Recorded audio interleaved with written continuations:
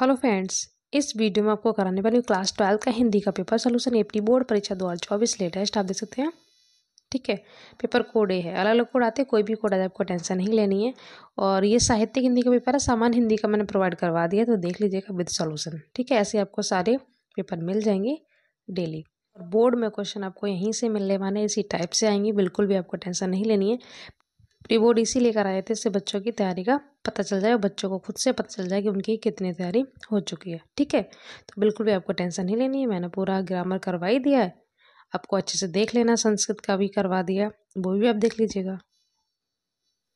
और ये सामान्य हिंदी और साहित्य हिंदी,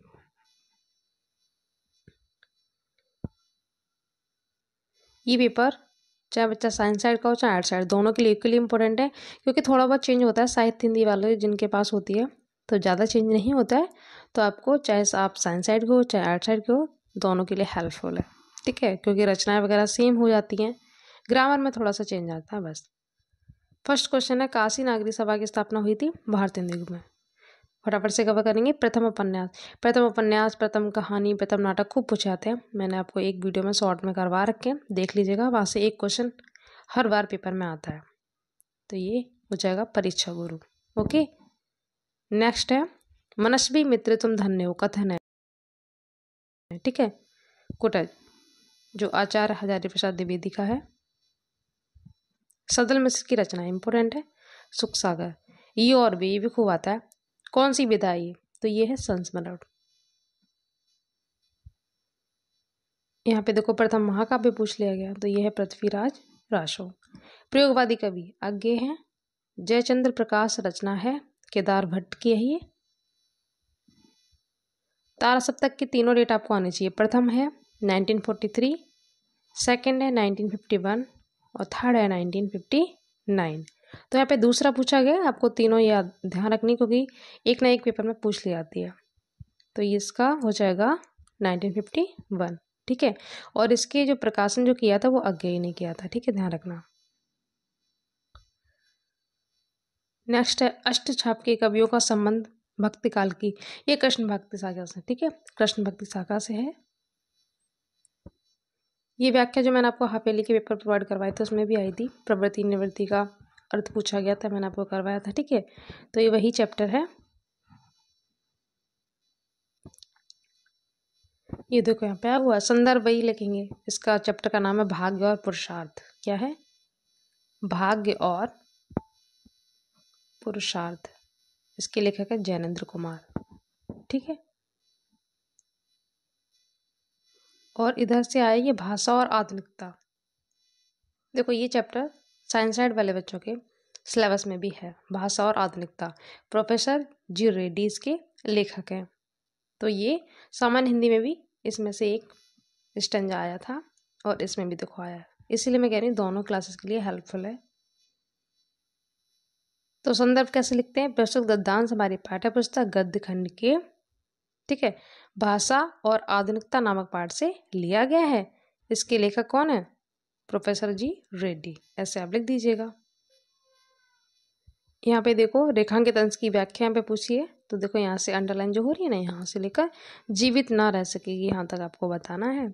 इसके बाद भाव स्पष्ट कीजिए, वही आ जाता है सेम। गद्यांश की भाषा का उल्लेख करते हुए भाव स्पष्ट कीजिए। ठीक है, तो देख लेते हैं व्याख्या इसकी। तो ये इसका प्रसंग हो गया यहाँ से यहाँ तक। रेखांकित अंश की व्याख्या देख लेते हैं। तो जितना पूछा गया उतना आपको लिखना है, यहाँ से लिखना है आपको। ठीक है, यदि किसी भाषा में स्पष्टता का गुण नहीं है अथवा भाषा में निर्देश देने की क्षमता नहीं है, तो ऐसी भाषा बहुत समय तक जीवित नहीं रह सकती है। ठीक है, इतना आप लिख देंगे। तो इस तरीके से आपको लिख देना है। भाषा के नवीनीकरण के लिए क्या आवश्यक है? तो वही है, भाषा का मुख्य कार्य क्या है? सुस्पष्ट होनी चाहिए अभिव्यक्ति। तो ये आपको लिख देना है। काव्य की व्याख्या में देखो रत्नाकर, मतलब ये जगन्नाथ रत्नाकर की है। उद्धव प्रसंग, उद्धव जो कि कृष्ण जी के मित्र हैं, उद्धव प्रसंग से लिया गया। ठीक है, जो आपको अच्छा लगे वो कर लीजिएगा। और सेकंड वाला जयशंकर प्रसाद का श्रद्धा मनु, बहुत इंपॉर्टेंट है बोर्ड एग्जाम के लिए भी, और सामान्य हिंदी वाले पेपर में भी इसमें से स्टैंजा आया हुआ है। ठीक है, इस चैप्टर में से। तो ये वही है श्रद्धा मनु वाला। संदर्भ कैसे लिखेंगे आप? प्रस्तुत पद्यांश हमारी पाठ्य पुस्तक काव्य खंड के जयशंकर प्रसाद द्वारा रचित कामायनी महाकाव्य, कौन सा महाकाव्य? कामायनी महाकाव्य की श्रद्धा मनु से लिया गया है। ठीक है, श्रद्धा मनु से लिया गया। ठीक है, प्रसंग में आप क्या लिखेंगे? श्रद्धा मनु को अपना समर्पण स्वीकार करने के लिए प्रेरित करती हैं। ठीक है, इसमें रेखांकित अंश की व्याख्या में आपको यहाँ से लेकर यहाँ तक लिख देना है। इतना ही पूछा गया, देख लेते हैं। तो ये हो गया।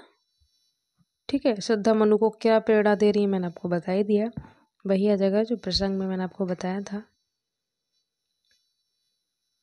नेक्स्ट क्वेश्चन पूछा गया रेखांकित अंश, तो यहाँ से यहाँ तक मैंने आपको बता ही दिया। ठीक है, तो ईजिली आप उसमें से ये पढ़ के कर लेंगे, आपको मिल जाएगा। ठीक है, उसके बाद जीवन परिचय, देखो ये सामान्य हिंदी में भी आए थे, इसमें भी आए हैं। ठीक है, बहुत ही इंपॉर्टेंट है ये, और इनकी आपको रचनाएं भी करनी है। इसमें भी देखो साहित्य परिचय पूछा गया, जयशंकर प्रसाद उसमें भी थे, इसमें भी हैं, इम्पोर्टेंट है ये। इनकी रचना बहुत ही फेमस है, आंसू, लहर, झरना, कर लीजिएगा, है ना। कहानी में जो 8 साइड के बच्चे हैं उनको बहादुर, ठीक है, कर्मनाशा की हार 2 कर लेनी है, मिल जाएगा एक। जो साइंस साइड के बच्चे उनको पंचलाइट वाला देख लेना है, और बहादुर। ठीक है, इसमें यहाँ पे मुख्य पात्र पूछा गया कर्मनाशा की हार का, तो इसमें वही भैरव पांडे का लिख देना है, या फिर बहादुर कहानी की समीक्षा कर देनी है। चॉइस में देखो मिला है। स्वपाठित खंड का आपके सर्ग मैंने आपको बिल्कुल मना किया, बिल्कुल आप मत कीजिए, बस आपको नायक और नायिका पढ़ लेना है। नायक में आपको जैसे कि त्यागपति जो है उसमें नायक में हर्षवर्धन मैंने करवा रखा है। ठीक है, नायक में आपको हर्षवर्धन का कैरेक्टर लिख देना, आपको प्लेस में मिल जाएगा। और नायिका का पूछा जाता तो इनकी जो सिस्टर है राजश्री, उनका लिखते हैं। तो आप सर्ग बिल्कुल स्किप कर दीजिए, आपको ये कर लेना। ठीक है, इधर से ये पंचशील सिद्धांत में से आया है, और ये आया है नृत्य जातकम में से। देखो ये वाला इसमें से व्याख्या सामान्य वाले हिंदी पेपर में भी आई हुई थी, तो ये सेम ही है। देखो डिफरेंस कहाँ, ये बहुत इंपॉर्टेंट है। ये वाला श्लोक आपको करना है, सुभाष रतनानी के जो मैंने करवाए हैं वो सारे कर लीजिएगा। ठीक है, एक जातक कथा का रेरे चातक वाला, और एक ये, इससे बाहर आपको बोर्ड एग्जाम में नहीं मिलेगा। कोई भी कोड आ जाए यहाँ से डेफिनेटली आपको मिलेगा। ठीक है, ये आपको करवा दूंगी अभी। और ये देखो 8 साइड के पेपर में ये क्वेश्चन आंसर पूछे आते हैं। ठीक है, साइंस साइड के पेपर में नहीं आते हैं, बस ये डिफरेंस है। तो जब आपको व्याख्या आती है तो इजीली आप कर लेंगे। इसमें आपको ये दोनों करवा देती हूँ। ठीक है, दिलीप में कौन कौन से गुण थे और मूल शंकराचार्य का जन्म कहाँ हुआ था, ये देख लेते हैं। इधर से इसकी व्याख्या संदर्भ सहित, और इधर से ये इसकी व्याख्या। ठीक है, संदर्भ आप कैसे करेंगे? अपनी भाषा में प्रस्तुत श्लोक हमारी पाठ्य पुस्तक संस्कृत खंड के महामना मालवीय पाठ से लिया गया है। ठीक, ऐसे आपको लिखना है, इसमें लेखक नहीं लिखते हैं, करेंगे। हिंदी अनुवाद बहुत ही सिंपल है। जन सेवा में तत्पर रहने वाले महापुरुषों की जय हो, जिनके यश रूपी शरीर को कहीं भी वृद्धावस्था और मृत्यु का भय नहीं है। ठीक है, यहाँ तक लिख दीजिएगा। बहुत ही सिंपल है, आपको 7 मार्क्स मिल जाएंगे, बस आपको इतना ही कर लेना है। अब ये नृत्य जातकम वाला है, जितना पूछा कि उतना आपको लेना है। ठीक है, इसका संदर्भ कैसे लिखेंगे? प्रस्तुत गद्यांश हमारी पाठ्य पुस्तक संस्कृत खंड के जातक कथा नामक पाठ के नृत्य जातकम खंड से लिया गया है, ऐसे आपको लिख देना है। और देखो कितना पूछा गया है, तो इसमें आपके पेपर में यहाँ से पूछा गया, वो ऐसे लेकर ये आपको लिख देना है। ठीक है, ये देखो गुण वाला पूछा गया ना, कौन कौन से गुण थे? बुद्धिमत्ता, वीरता, नीति निपुणता, धार्मिकता, इस तरीके से आपको लिख देना है। ठीक है, प्रजापालकता इत्यादि गुणा संति। एक ये महर्षि दयानंद वाला है, इनका मूल शंकर भी इनका नाम था, तो इनका जन्म कहाँ हुआ था ये आपको लिख देना है। ओके, यहाँ पे ग्रामे हुआ। ठीक है, ग्रामे मतलब गांव। तो ये हो गए 2 क्वेश्चन,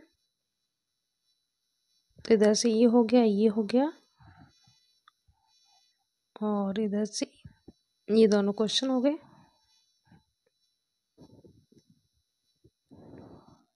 रस छंद अलंकार मैंने एक ही वीडियो में प्रोवाइड करवाए हैं, बहुत ही इजी एग्जांपल लिए हैं। 1-2 दिन पहले ही मैंने अपलोड किया है वीडियो, वो देख लीजिएगा। आपका बोर्ड में 100% वहाँ से आ जाना है। संधि मैंने करवा दी है सारी ट्रिक से, वो देख लेनी है आपको। रस अलंकार छंद एक ही वीडियो में मिल जाएंगे। ये देखो आर्ट साइड के बच्चों को देखो ये दोनों पढ़ लेना, जैसे मैंने करवा दिए। और साइंस साइड में कुंडलियाँ तो है, ठीक है। बाकी ये रस अलंकार तो सेम ही है दोनों में, ध्यान रखना। ऐसे बहुत ही सिंपल है, इसलिए आप कर लेंगे कोई भी, या तो कोरोना वाला कर लो या फिर विज्ञान वरदान है या अभिशाप है। संधि देखो जो मैंने आयात संधि करवाई थी, देखो वही आई है ना। मैंने ट्रिक बताई थी, इसमें अय हो जाएगा। देखो आ प्रा और ए मिलके ए बनेंगे, तो प्रा प्लस ए जीते। ये कई बार पेपर में आई है, इंपॉर्टेंट है। आयात संधि तो आती है राजऋषि, जैसे मैंने महाऋषि बताया था, महा प्लस ऋषि, ऐसी हो जाएगा राजा प्लस ऋषि। बहुत सिंपल है। समास देखो सहरी, तो ब्रेक करेंगे सा अलग हो जाएगा, तो ये यहाँ पे अव्ययभाव हो गया, ठीक है। ऐसे इसमें उप अलग हो जाएगा, तो ये भी हो गया यहाँ पे अव्ययभाव। दत्त में प्रत्यय है, तो बोल के देखें ना दत्त, तो ये निकलना ना, ऐसे आपको लास्ट का वर्ड देखना है। बुद्धिमान कैसे बनता है, तो बुद्धि में जब मतुप मिलाते हैं ना तो बनता है बुद्धिमान। ये आर्ट साइड में है, साइंस साइड में नहीं है, ठीक है। ये समास नहीं है, ये नहीं, ग्रामर थोड़ी चेंज है, मैंने आपको पहले ही बताया था। संधि आपको दोनों में है, आर्ट साइड में भी साइंस साइड में भी। उसके बाद इस तरीके से किसी एक पद में विभक्ति और उससे नियम लिखना है, ठीक है। किसी एक पद में आपको बता देना है। चलिए देख लेते हैं। और इधर से ये पत्र आपको जो अच्छा लगे लिख दीजिएगा। ये सिंपल है, दोनों ही सिंपल है। 3 में से कोई एक पूछा गया, मैं आपको दोनों बता दे रही हूँ, जो आपको अच्छा लगे वो कर लीजिए। इसमें तृतीय विभक्ति है वैसे। एक तो ये आया है ना, प्रति के योग में अविता परिता, सूत्र से यहाँ पे द्वितीय हो जाएगा। एक ये वाला आया, ठीक है। जो अच्छा लगे आप कर सकते हैं।